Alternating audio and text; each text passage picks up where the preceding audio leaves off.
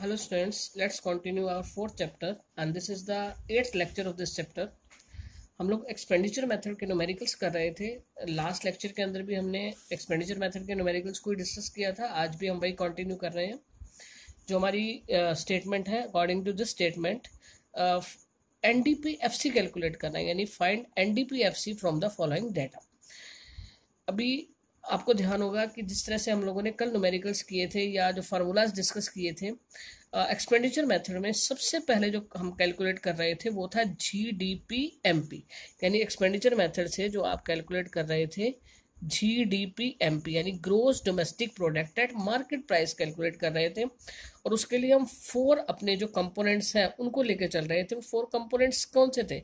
मैं एक बार आपको 4 कंपोनेंट्स रिवाइज करवा रही हूँ. Private final consumption expenditure, government final consumption expenditure, gross investment और नेट एक्सपोर्ट. इन चारों कंपोनेंट्स को लेके जो 4 कंपोनेंट्स थे हमारे, private final consumption, government final consumption expenditure, gross investment और नेट एक्सपोर्ट, इन सबसे हमारी कैलकुलेशन हो रही थी जीडीपीएमपी. लेकिन अभी हमें क्या निकालना है? हमें कैलकुलेट करना है एनडीपीएफसी. लेकिन हम क्या करेंगे? सबसे पहले जीडीपीएमपी के ही कंपोनेंट्स को देखेंगे. तो फर्स्ट ऑफ ऑल जीडीपीएमपी निकालने के लिए आप इसके अंदर जब देखते हैं तो आपके पास कंजम्पशन एक्सपेंडिचर गिवन है. अभी प्राइवेट फाइनल कंजम्पशन एक्सपेंडिचर ना देकर और गवर्नमेंट फाइनल कंजम्पशन एक्सपेंडिचर ना देकर एक अकेली टर्म दे दी गई आपको कंजम्पशन एक्सपेंडिचर. ये दो को कवर कर रहा है, प्राइवेट फाइनल कंजम्पशन एक्सपेंडिचर को भी और गवर्नमेंट फाइनल कंजम्पशन एक्सपेंडिचर को भी. तो हमने क्या ले लिया? कंजम्पशन एक्सपेंडिचर ले लिया. कंजम्पशन एक्सपेंडिचर लेने के बाद नेक्स्ट हमारे पास आता है नेट एक्सपोर्ट. इस सारे डाटा के अंदर नेट एक्सपोर्ट हमारे को गिवन नहीं है. तो हमें नेक्स्ट अपना कंपोनेंट देखना है, that is the gross investment या ग्रोस डोमेस्टिक कैपिटल फॉर्मेशन. आपको ध्यान होगा कि मैंने आपको ग्रोस डोमेस्टिक कैपिटल फॉर्मेशन और ग्रोस इन्वेस्टमेंट बताते हुए बताया था कि इन केस हमारे पास यहाँ पर फिक्स टर्म दे दी जाती है, यानी ग्रोस डोमेस्टिक इन्वेस्टमेंट होता तो ये अकेला ही सफिशिएंट था. लेकिन इसमें क्या दे दिया गया? Gross domestic fix investment. यानी जब फिक्स इन्वेस्टमेंट दे दी तो हमें चेन इन स्टॉक यानी इन्वेंट्री इन्वेस्टमेंट को भी लेना पड़ेगा. बिकॉज जो इन्वेस्टमेंट होती है उसके अंदर दोनों चीज़ें होती हैं, फिक्स इन्वेस्टमेंट भी होता है और इन्वेंट्री इन्वेस्टमेंट भी होता है, यानी चेन इन स्टॉक भी होता है. क्योंकि जब एक पर्सन ये कहता है कि मैंने एक फैक्ट्री लगाई, मैंने उसके अंदर 50 लाख रुपीज़ इन्वेस्ट किए, 50 लाख रुपीज़ इन्वेस्ट करने का मतलब जस्ट प्लांट और मशीनरी यानी फिक्स एसेट्स पे किया गया खर्चा नहीं होता, उसके साथ साथ रॉ मटेरियल वगैरह के ऊपर भी क्या होती है? इन्वेस्टमेंट होती है. तो जब यहाँ पर हमारे को ग्रोस डोमेस्टिक फिक्स इन्वेस्टमेंट दे दी गई तो फिक्स है तो हमें रॉ मटेरियल वगैरह पे किया गया एक्सपेंडिचर भी चाहिए. तो हमें साथ में क्या लेना पड़ेगा? Inventory investment. ये कल और परसों 2 दिन आपको फार्मूलाज के अंदर मैंने ये चीज़ बताई थी. तो ग्रोस डोमेस्टिक फिक्स इन्वेस्टमेंट हमने ले ली और साथ में हमने क्या ले लिया? इन्वेंट्री इन्वेस्टमेंट ले लिया. तो consumption expenditure, gross domestic fix capital formation, fix investment कहीं या fix capital formation plus inventory investment. Net export given नहीं था जैसा मैंने आपको बताया. तो हमने सारी वैल्यूज पुट की.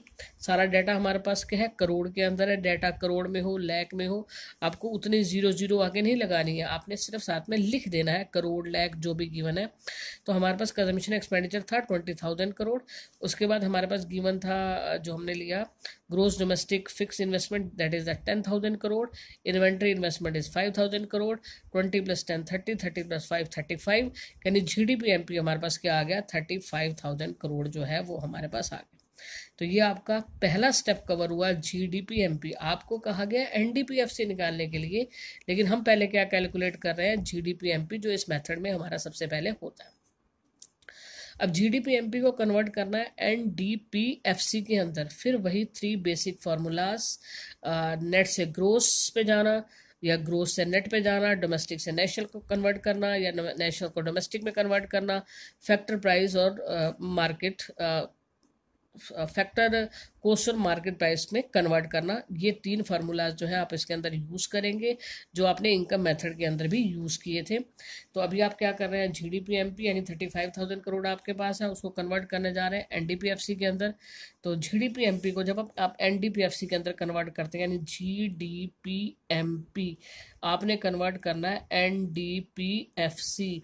जी से आपको नेट पे जाना है, यानी ग्रोस से नेट पे जाना है. तो क्या चाहिए? डेप्रिसिएशन.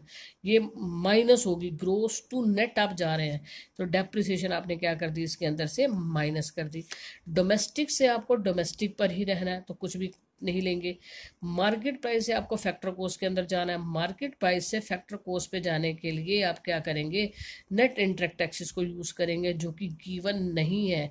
तो उसके दो कंपोनेंट गिवन है, इंटरेक्ट टैक्सेस और सब्सिडीज।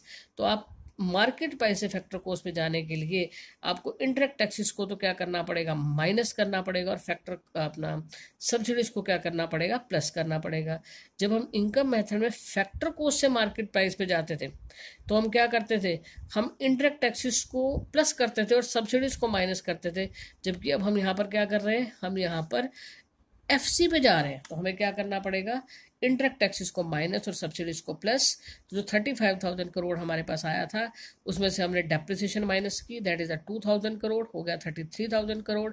आपने इंटरेक्ट टैक्सेस को माइनस किया, इट इज 1,000 करोड़, और आपने सब्सिडीज को प्लस कर दिया, तो ये आपके पास की थी 2,000 करोड़। तो जो आपके पास 33,000 करोड़ था उसके अंदर आपने 1,000 करोड़ और माइनस कर दिया, और 2,000 करोड़ को क्या किया, प्लस कर दिया। तो आपके पास क्या आ गया, 34,000 करोड़, जो कि आपका क्या है, NDPFC। Our next numerical is calculate GNPFC by expenditure method। आपको क्या निकालना है, gross national product at factor cost. और फिर मैं आपको बता दूं कि हम लोग क्या निकालते हैं, GDP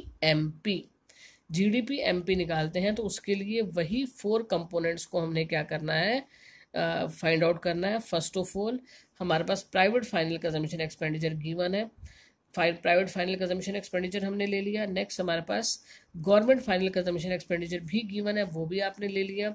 नेक्स्ट आपको क्या चाहिए था, नेट एक्सपोर्ट। नेट एक्सपोर्ट भी आपके पास गिवन है, बट क्या है, माइनस में है। लेकिन जब फार्मूला आप लिखेंगे तो उसके अंदर आप प्लस का ही साइन लगाएंगे, लेकिन जब आप वैल्यूज पुट करेंगे तो फिर वहां पर आप इसे प्लस में माइनस में शो करेंगे। Private final consumption expenditure, government final consumption expenditure plus net export, ये 3 आपने ले लिए। नेक्स्ट होता है आपके पास ग्रोस इन्वेस्टमेंट या फिर ग्रोस डोमेस्टिक कैपिटल फॉर्मेशन। यहाँ थोड़ा सा चेंज किया गया स्टेटमेंट के अंदर, यहाँ पर ग्रोस की जगह आपको क्या दे दिया गया, नेट डोमेस्टिक कैपिटल फॉर्मेशन। अब ये जो GDP MP निकलता था वो किसकी वजह से निकलता था, ग्रोस जो निकलता था वो यहाँ पर ग्रोस होने की वजह से निकलता था। अगर यहाँ पर नेट दे दिया गया तो अब आपका क्या कैलकुलेट होगा, NDP MP, यानी अब gross domestic product at market price के बजाय GDP MP की बजाय आपकी जो कैलकुलेशन आएगी वो आपकी आएगी NDP MP, यानी NDP MP निकलेगा। अब इस NDP MP को, क्योंकि हमें क्या करना है, GNPFC निकालना है, तो हम इस NDP MP को पहले GDP MP के अंदर ही कन्वर्ट करेंगे। तो नेट से ग्रोस पे जाने के लिए हम क्या कर देंगे, कंजम्पशन ऑफ फिक्स कैपिटल को ले लेंगे। तो हमने private final consumption expenditure, government final consumption expenditure, net export, net domestic capital formation के अंदर कंजम्पशन ऑफ फिक्स कैपिटल को भी ऐड कर दिया। तो हमारे पास आ गया GDP MP, जो सबसे पहले एक्सपेंडिचर मेथड से हमारा निकलता है। अब इस GDP MP को आप कन्वर्ट करने जा रहे हैं GNPFC के अंदर। GDP MP को किस में कन्वर्ट कर रहे हैं, GNPFC। ग्रोस से ग्रोस पे ही रहना, कोई चेंज नहीं है। उसके बाद डोमेस्टिक से आपने कहाँ पे जाना है, नेशनल के ऊपर जाना है। तो डोमेस्टिक को जब आप नेशनल में कन्वर्ट करेंगे तो आपको क्या चाहिए, net factor income from abroad. तो आपने क्या कर दिया, plus net factor income from abroad, जो कि माइनस के अंदर गिवन है, -50 करोड़। तो ये आपने जो वैल्यू थी फार्मूला में आपने प्लस का साइन लगाया, लेकिन यहाँ पर प्लस और यहाँ पर क्या हो गया, वैल्यू जो थी आपकी माइनस में गिवन है। नेक्स्ट आपके पास क्या आता है, आपने इसको MP को किसके अंदर कन्वर्ट करना है, FC के अंदर कन्वर्ट करना है, यानी GDP MP से GNPFC पे जा रहे हैं।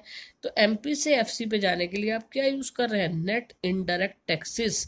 ये MP से FC पे जाने के लिए आपको क्या करने हैं, माइनस करने हैं, जो कि गिवन है 250 करोड़। अगर हम सारी वैल्यूज को लें, प्राइवेट फाइनल कंजम्पशन एक्सपेंडिचर आपके पास 2600, उसके बाद गवर्नमेंट फाइनल कंजम्पशन एक्सपेंडिचर 1100, तो ये आपका हो गया 3700। नेट एक्सपोर्ट को आपने ले लिया, नेट एक्सपोर्ट माइनस का 100 है, तो ये आपके पास क्या हो गया 3600। उसके बाद आपने नेट डोमेस्टिक कैपिटल फॉर्मेशन को लिया, जो कि आपके पास क्या था 500। 3600 plus 500 4100 crore. Consumption of fix capital को आपने ऐड कर दिया 100 करोड़, तो आपके पास आ गया 4200 करोड़। इस 4200 करोड़ के अंदर आपने क्या किया, net factor income from abroad जो कि माइनस में था, तो वो आपने 50 माइनस किया। नेट इंटरेस्ट टैक्सेस जो कि एमपी से एफसी पे जाने के लिए आपने माइनस किया, तो 300 करोड़ आपने और माइनस कर दिया 4200 करोड़ में से। तो आपकी जो आंसर आपका निकल आया वो आ गया 3900 करोड़। ये आपके पास क्या कैलकुलेट हो गया, GNPFC। इनकम मेथड के न्यूमेरिकल्स अपना नेशनल इनकम के न्यूमेरिकल जो है वो इजी हैं, बट वो इजी तब आपको लगेंगे जब आप फार्मूलाज को अच्छे से करेंगे। जो आपके बेसिक फार्मूलाज हैं, यानी 3, नेट से ग्रोस, ग्रोस से नेट पे जाना, डोमेस्टिक से नेशनल या नेशनल से डोमेस्टिक पे कन्वर्ट करना, फैक्टर कॉस्ट को मार्केट प्राइस में, मार्केट प्राइस को फैक्टर कॉस्ट में कन्वर्ट करना, 3 वो फार्मूलाज, और साथ में जो आपके इनकम और एक्सपेंडिचर मेथड के फार्मूलाज हैं उनको अच्छे से करेंगे तभी आप न्यूमेरिकल्स कर पाएंगे, अदरवाइज नहीं कर पाएंगे। अभी आप इसको अच्छे से रिवाइज करें फार्मूलाज को, कल हम कंटिन्यू करेंगे अपने न्यूमेरिकल्स को।